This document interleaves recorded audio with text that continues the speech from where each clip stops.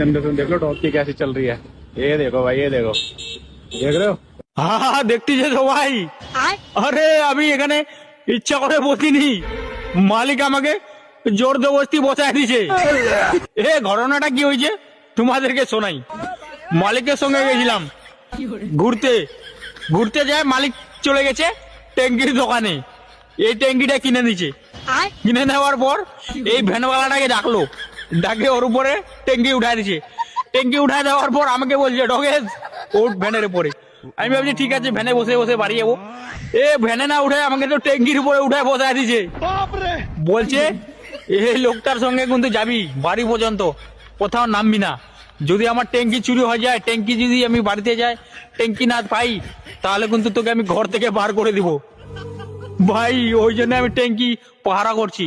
লোকটা যদি কোনো জায়গায় নিয়ে চলে যায় না, আমাকে নিয়ে যাক, কোনো সমস্যা নাই, কিন্তু ট্যাঙ্কি মালিকের পৌঁছাতেই হবে বাড়িতে, না হলে কোনোদিন আর আমি মালিকের বাড়ি যেতে পারবো না, আমাকে রাস্তাঘাটেই ঘুরতে হবে।